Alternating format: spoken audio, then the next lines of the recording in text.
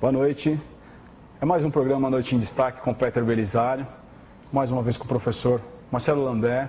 É uma entrevista muito interessante que nós tivemos e vamos dar sequência a tudo que ele sabe. Eu achei interessante a gente ter mais um programa. Ficou muito curto aquele espaço, professor. Primeiro, eu queria agradecer. Eu que agradeço.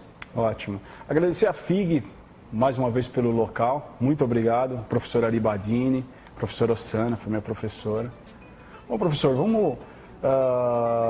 professor é historiador, publicou alguns livros, né, professor? Escritor, né? E existe uma matéria específica sobre símbolos, sim, da qual você é um especialista. Sim, dentre as especializações que eu busco, né, o estudo do símbolo sempre me chamou muita atenção, justamente porque nós temos espalhados pelo mundo símbolos iguais, né? E esses símbolos, eles estão espalhados por territórios que nós nem imaginamos, né? Como já falamos, inclusive, naquele outro programa, sobre a questão das pirâmides, por exemplo, elas... símbolo, né? Sim, ela é nosso inconsciente, paira. Exatamente, está no inconsciente de todos, né? E dentre esses símbolos, nós também encontramos, por exemplo, a própria cruz, é um símbolo que é um símbolo universal, nós já encontramos em vários outros lugares, né? Nós temos simbologias que nos questiona, inclusive, como que elas foram constituídas em tempos diferentes, com tamanha semelhança, sendo que eram povos diferentes, né? Será que isso está no coletivo das pessoas? E aí vem esse questionamento. Será que nós, enquanto seres humanos, produzimos esses símbolos e esses símbolos são universais?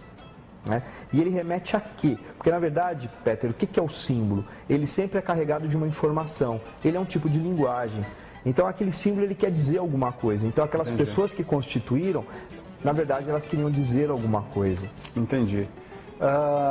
Na questão das pirâmides, o que significa uma pirâmide?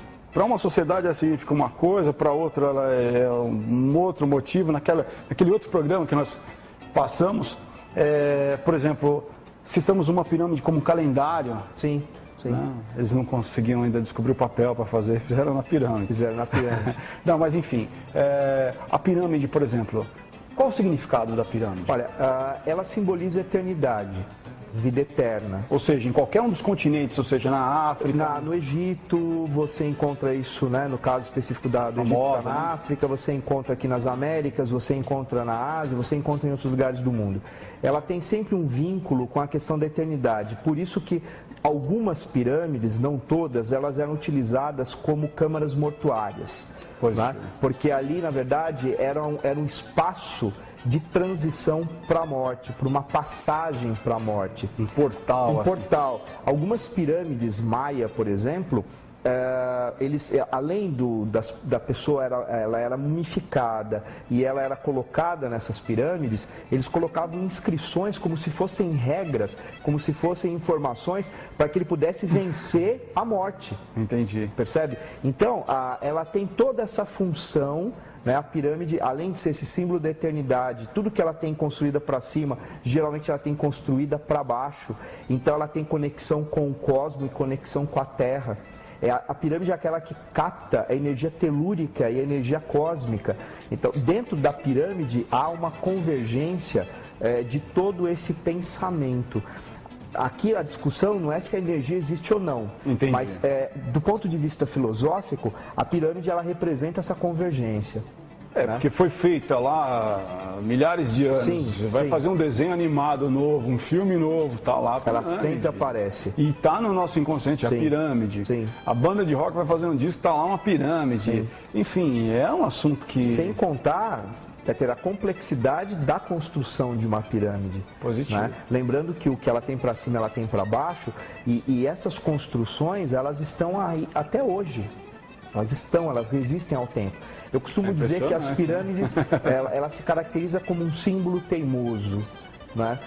Os mundos, entre aspas, se constrói, se destrói e ela permanece para mexer com o nosso imaginário. Não, é fantástico. Não, isso, fantástico. Né? Elas ficam ali, né? Elas intactas, estão lá. é perfeito o design, né? Para qualquer elas não caem. Artista moderno, para qualquer arquiteto, tá lá, moderno, fantástico. Elas foram construídas. Vai ter uma questão conosco, né? Sim, né? sim. E elas foram construídas para a eternidade.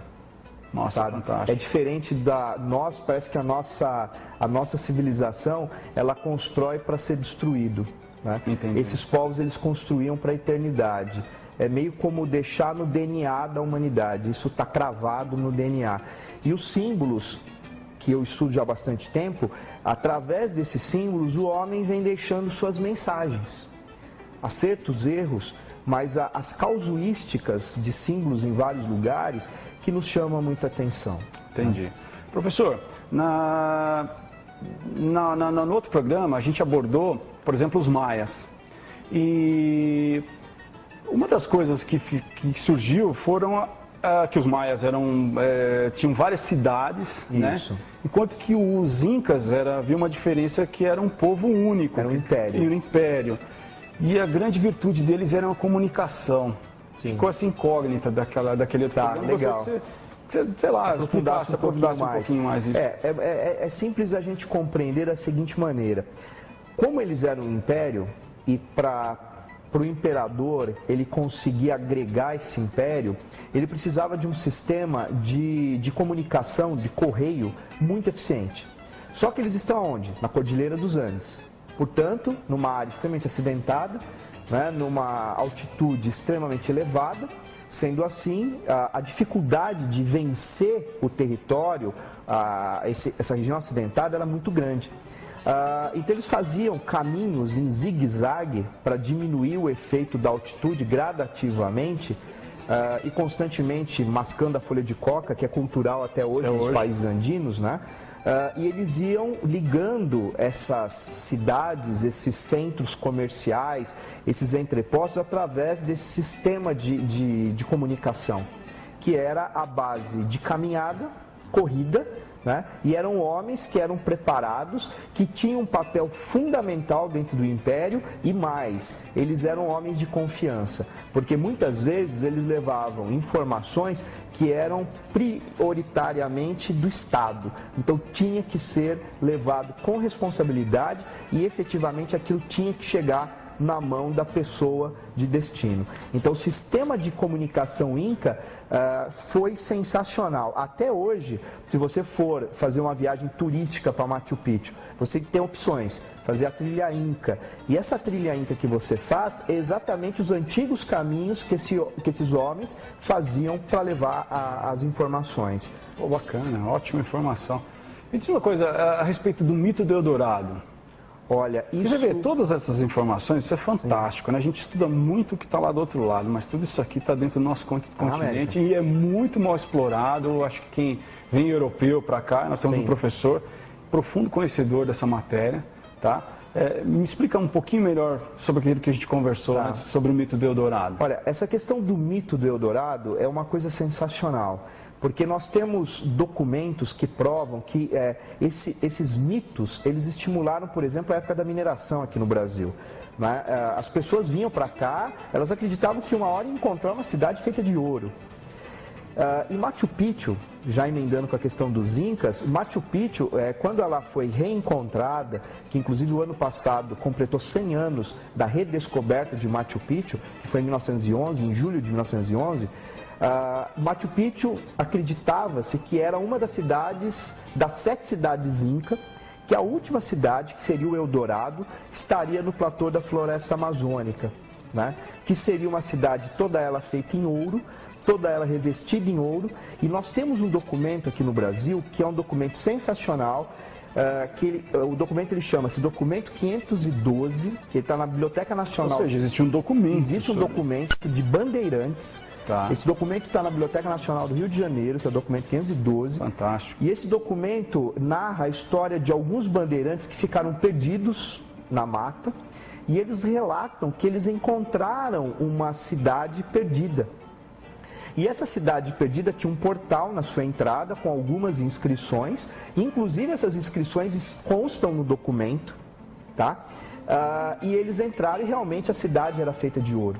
Entendi. A cidade inteira era com, inclusive pelas características, lembra um pouco de Grécia Antiga e tal. Esse documento está hoje para pesquisa, é um documento existe quer dizer, pela internet, você até é... tem acesso a alguma coisa dessa informação e, na verdade, ele remete a esse Eldorado, essa suposta cidade, que ela tem vários nomes, ela tem o nome de Cidade Z, ela já foi chamada de Acacor, ela foi chamada como o mito de Atlântida, né? Alguns acreditam que é uma referência a Timeu e Crítias de Platão. Então, é uma série de referências em relação a esse Eldorado, que na verdade é o elo perdido, seria algo do tipo, né? Entendi. E tem alguma coisa a ver, por exemplo, com aquele sumiço do Coronel Fawcett? Isso, o Percy Fawcett. Absolutamente tudo a ver. É mesmo? Sim, eu vou rapidamente contar a história dele. Ele era um militar inglês que estava prestando serviço para o exército britânico na Índia, no momento que a Índia era colônia britânica, e ele conta uma história que quando ele desembarca na Índia, ele acha um totem em um determinado momento que ele está lá na Índia, e nesse totem tem algumas inscrições, inclusive na internet quem pesquisar vai ver esse totem. E essas inscrições, Peter, assemelha-se quase na totalidade com as inscrições que eu disse desse documento 512. Entendi. Isso fez com que ele tivesse um foco voltado para a América. E ele vem prestar serviço para o governo boliviano e depois brasileiro para fazer limite de fronteiras entre Brasil e alguns países da América. E junto disso, ele teve contato até com Rondon. Junto disso, ele vai fazer uma pesquisa e ele começa a fazer expedições para essa região que chama-se Paralelo 12, aqui no nosso país, e ele desaparece em 1925. Nunca mais foi visto. O filho dele, não foi a primeira expedição, ele já tinha feito algumas. Ele desaparece, até hoje não foi encontrado. Há 2 décadas mais ou menos, 2 ou 3 décadas, o Vilas Boas encontrou uma ossada e acreditava-se que era do Fawcett. Foi mandado para a Inglaterra, fizeram o DNA e não foi provado que era ele. Porque desapareceu ele, o filho e um amigo do filho. Entendi. Buscando essa suposta cidade que ele chamava de Cidade Z e que supostamente era o Eldorado, que talvez existisse, sim ou não sabemos, mas no platô da floresta amazônica. Ótimo, uma fantástica história. Agora, só para completar, se isso mexe com o imaginário das pessoas ainda hoje, imagina você na época dos bandeirantes, imagina você no século passado, o quanto isso mexe com o imaginário das pessoas. Fantástico, fantástico. Professor, eu só queria que, assim, lógico, a gente sabe que é extenso, mas, por exemplo, de uma forma breve, como que foi o declínio da civilização maia? Se é possível, sim, de uma forma breve. Eu vou te passar... É um apanhado geral, pessoal, de tudo que a gente viu. A gente foi nos maias, incas. Hoje a gente deu uma volta bacana aqui. Eu acho que o objetivo até da pauta hoje é essa, ser uma coisa mais solta, né? Isso. Olha, a questão do declínio, eu vou te enumerar algumas possibilidades possíveis. Uma delas, guerra entre as cidades-estado. Possíveis pestilências, pestes, que isso é o que menos dados temos, crise agrícola, sérios problemas ambientais, e como ambientalista é uma coisa que eu sempre estudo muito essa questão, e uma coisa interessante, que você vai ficar impressionado, para fazer um degrau de uma pirâmide, apenas uma pirâmide da civilização, derrubava-se 25 árvores. Uau! Por quê? Para queima e formação da argamassa para sentar as pedras, as rochas da pirâmide. Sendo assim, desmatando o sol em contato com o solo, empobrecimento, crise na agricultura, crise de abastecimento, revoltas internas.